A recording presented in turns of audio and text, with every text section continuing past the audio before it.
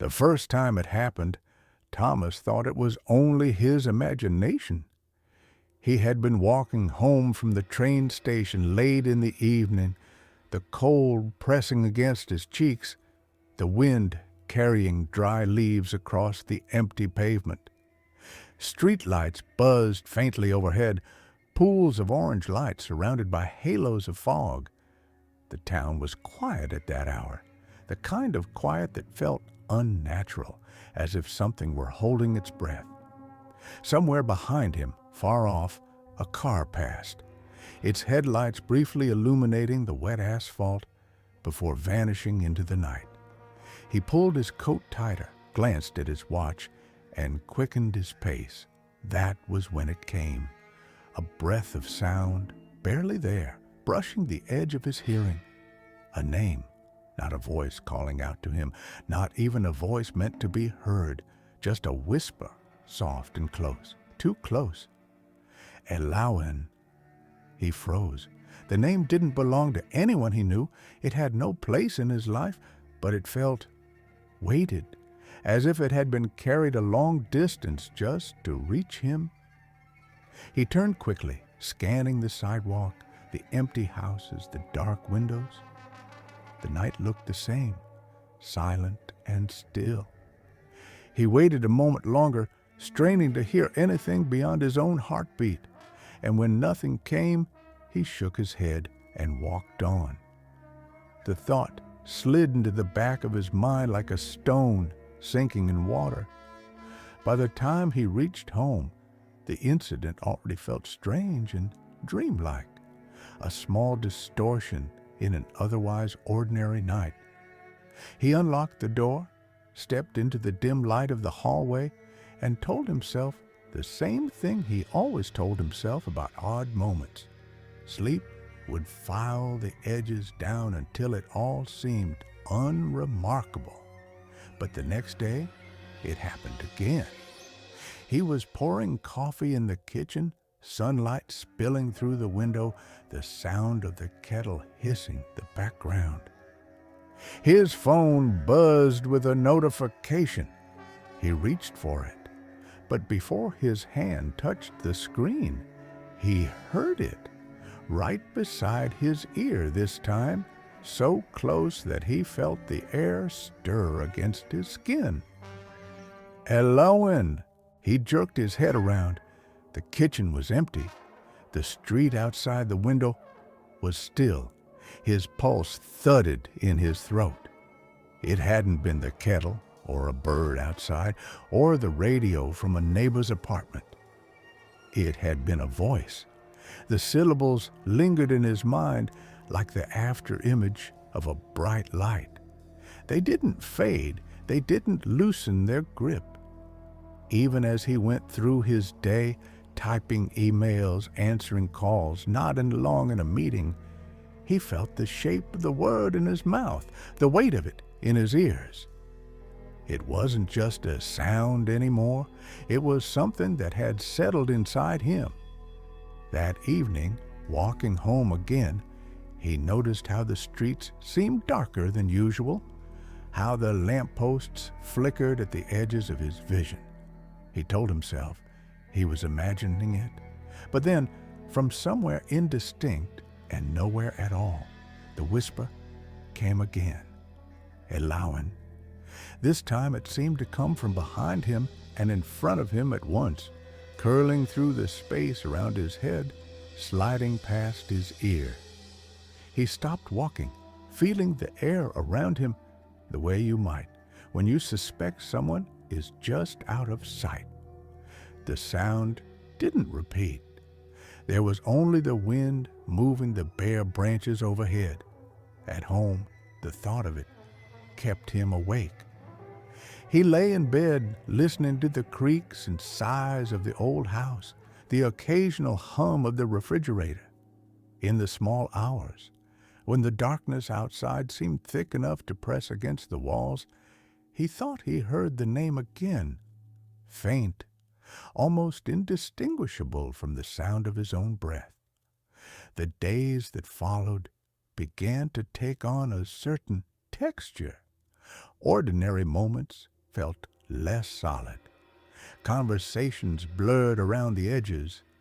He would be washing his hands and think he saw movement behind him in the mirror, only for it to vanish when he turned. He would catch himself staring at the corner of the room, convinced that something had just been there. And always at unpredictable intervals, the name, Eliawen. It came when he was alone, and it came when he was surrounded by people. Once, on the train, standing in the press of commuters, the voice slid into his ear so suddenly he flinched. The woman next to him gave him a curious glance, but he didn't look back at her. He couldn't explain why, but he knew none of them had heard it. He tried to tell himself it was stress, a trick of the mind. People heard things sometimes. Phantom phone vibrations, imagined voices calling their name in a crowd. But deep down, he didn't believe it. There was something too deliberate about the way it came, something that felt less like a glitch and more like intention. One night, unable to sleep, he sat in the living room with the lights off, listening. Outside, a light rain began to fall. The sound against the windows was soft, almost soothing. He let his thoughts drift, and then, without warning, there it was again. Eliawen. This time it was not just in his ear, it was inside his head, as if it had been placed there. The hairs on his arms lifted. He stayed very still, hardly breathing, listening for whatever might come next. The rain went on falling, the house settling around him. Nothing else happened, but the air felt charged, like the moment before a storm breaks. The next day at work, his concentration frayed further. Every time someone walked past his desk, he caught himself bracing for the whisper, waiting for the subtle shift in the air, the brush of sound against his skin. His coffee grew cold beside him. At lunch, the chatter of the cafeteria faded to a muffled hum as the name unfurled in his ear again, so quietly that he almost wondered if it had been his own thought. He began to notice other changes. Sometimes shadows didn't seem to match the movements of the people casting them. Reflections in glass surfaces seemed half a second slow. When he blinked, he caught glimpses of shapes that dissolved the instant he tried to focus. These weren't just tricks of the mind. He knew it now. Something was edging closer. At night, lying in bed, he would think about the name, Eliawen. It didn't sound like a threat, but it didn't sound benign either. It was as though it belonged to a place or a person that had been erased, leaving only this fragment behind. The more he thought about it, the more it seemed to want him to think about it, as though his attention was the doorway it needed. By the end of the second week, he could no longer tell when the next whisper might come. Sometimes it was in the morning light, barely audible over the sound of the shower. Sometimes it was in the heavy stillness just before sleep. Once he woke in the dark to find himself sitting upright in bed, the name still ringing in his mind, though his lips were dry, and he knew he hadn't spoken. And the strangest part, the part he avoided thinking about, was how each time it came, it seemed slightly clearer, as if whatever voice carried it was moving closer. Thomas began to feel as though his own home had learned to listen to him. The creak of the floorboards seemed to follow him more deliberately now, the tick of the hallway clock sounding just slightly out of rhythm. It wasn't just the voice anymore. It was the spaces between the whispers that felt occupied. When he moved from room to room, The air seemed to rearrange itself around him as though something invisible was careful to remain just beyond the reach of his eyes. The name had lost none of its clarity. If anything, it seemed more present, more willing to make itself known. Eliawen. Sometimes the voice was so soft it brushed against the edge of hearing. Other times it was near enough to raise the fine hairs at the back of his neck. But never in the same way twice, and it was always when no one else was looking. He didn't know why he hadn't told anyone yet. Part of it was the fear of how it would sound out loud, an invisible voice saying a strange name, following him everywhere. But part of it, deeper and harder to admit, was the feeling that speaking about it might make it worse, that naming the experience would feed it. Still, the weight of it was wearing him down. His sleep was patchy, his appetite erratic. At work, he found himself staring at his computer screen without absorbing a single line of text. He began avoiding mirrors, not because of anything he'd actually seen in them, but because of what he thought he might.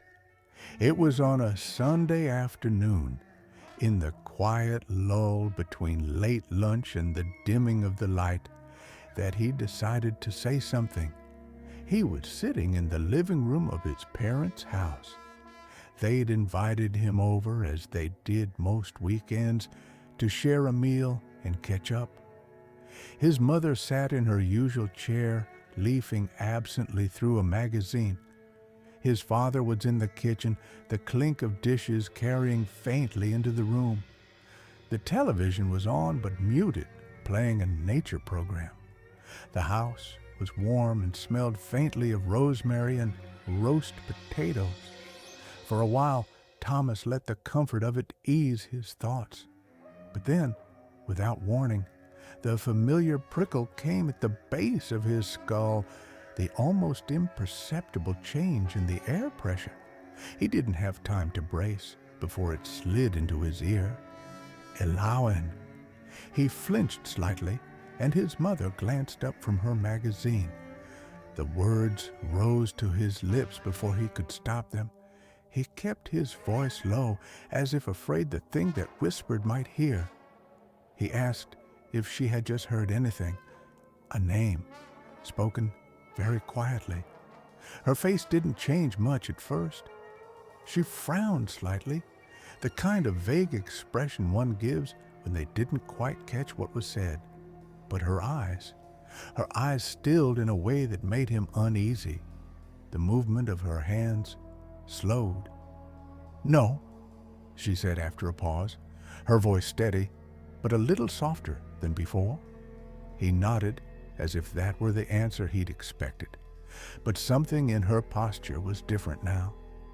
She turned her gaze back to the magazine, but didn't turn another page. Later, in the kitchen, he asked his father the same question, though he couched it differently. Had he heard a strange sound? Maybe someone outside calling something?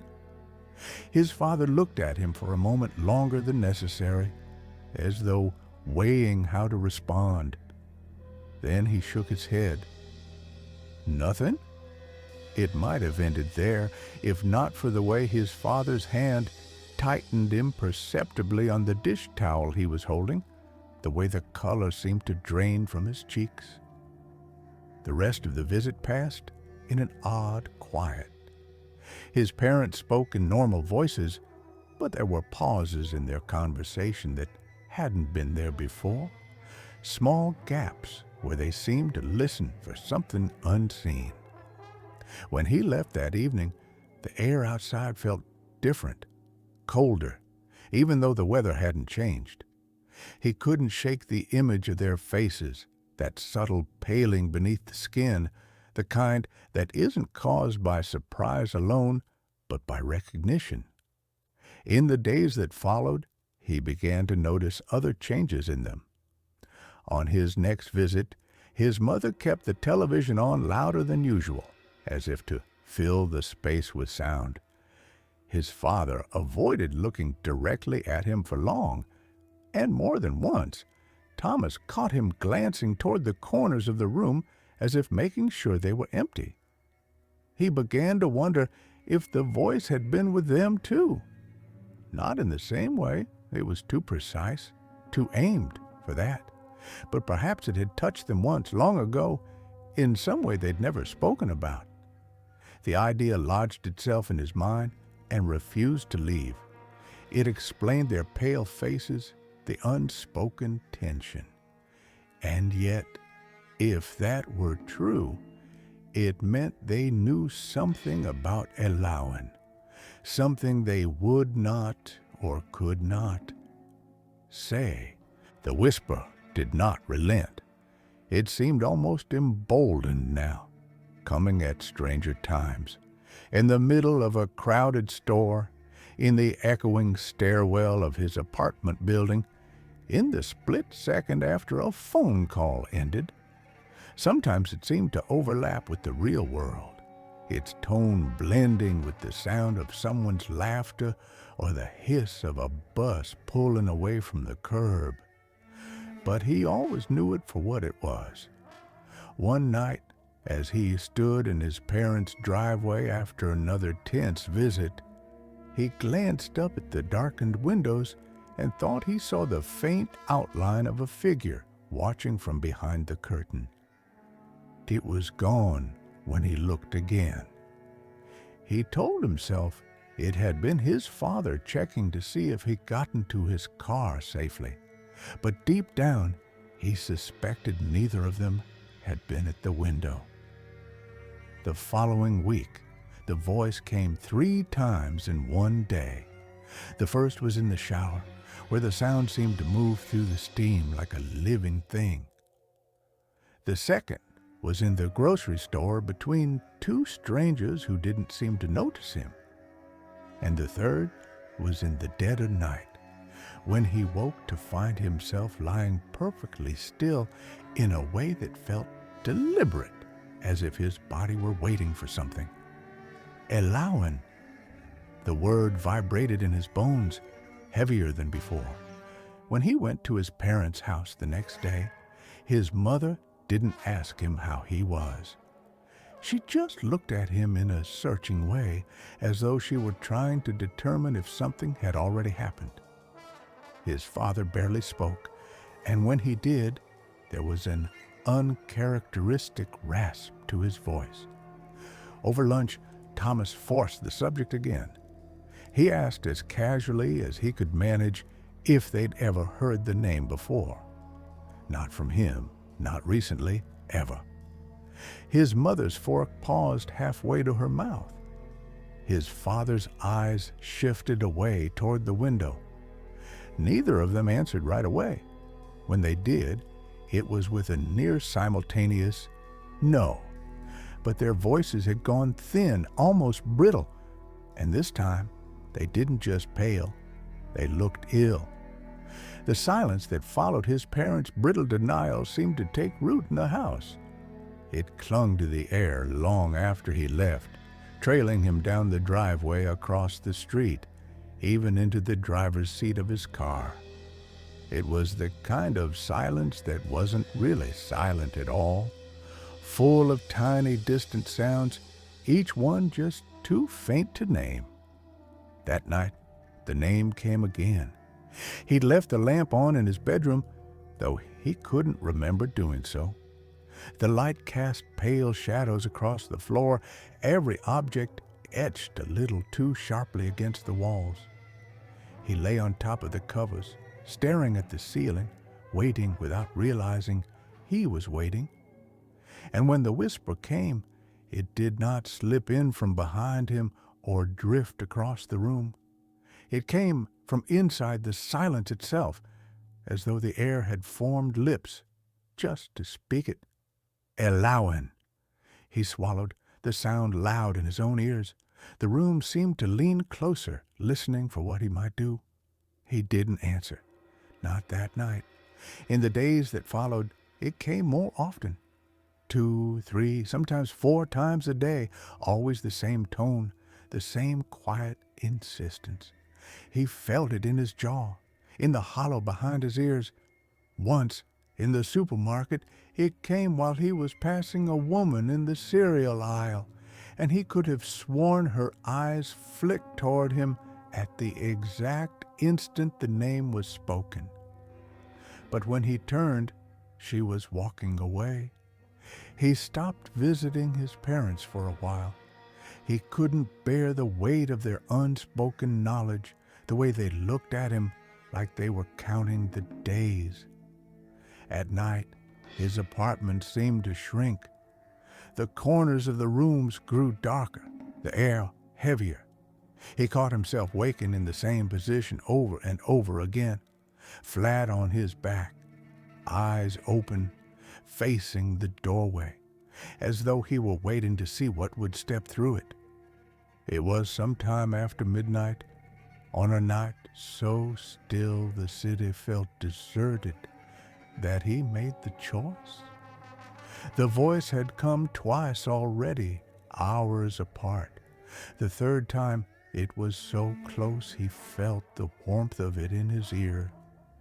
Eliawen. The name pulsed through him, and before he could talk himself out of it, he whispered back, Eliawen. The sound of his own voice startled him.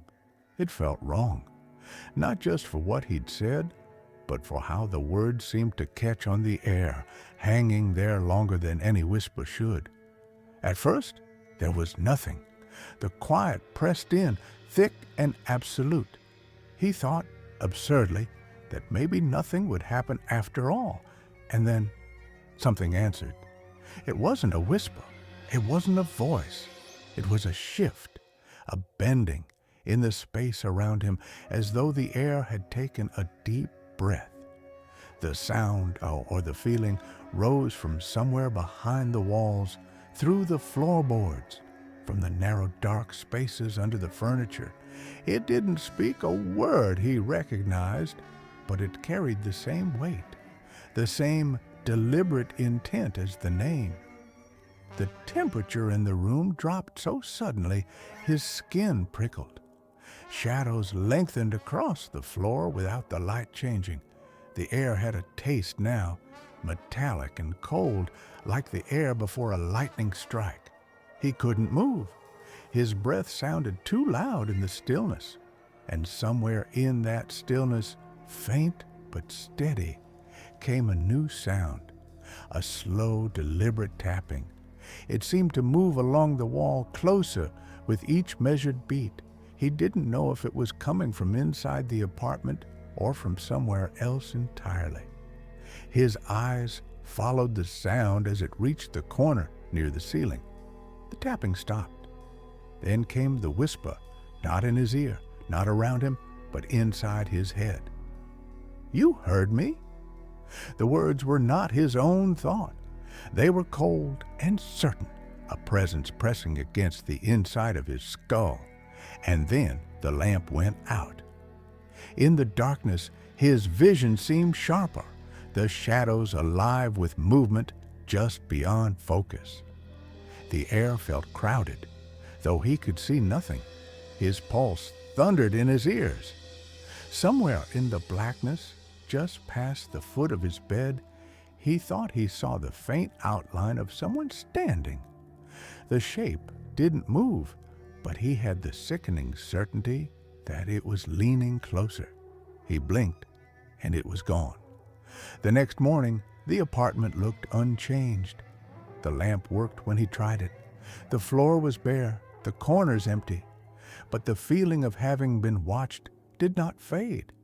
From that night on, things shifted. The voice didn't always say the name anymore. Sometimes it was just breathing. Sometimes it was laughter, soft, almost playful, but with no warmth in it. And sometimes, when he was just on the edge of sleep, he would hear the faint sound of his own name spoken in that same whisper. He didn't go to his parents' house again. He wasn't sure if it was to protect them or himself. One evening, walking home, he passed a shop window and caught his reflection. For an instant, it wasn't quite right. The mouth just slightly parted, as though about to speak. He stepped closer, but the glass showed only himself, pale and tired. The name came less often now, but when it did, it carried something new with it, a sense of expectation, as though whatever he had answered was waiting for him to do so again. And deep down, he knew he would, because some part of him, the part that still lay awake in the dark listening for the next whisper, had begun to want to hear it. And one night soon, when the silence leans close and the air shifts, he will.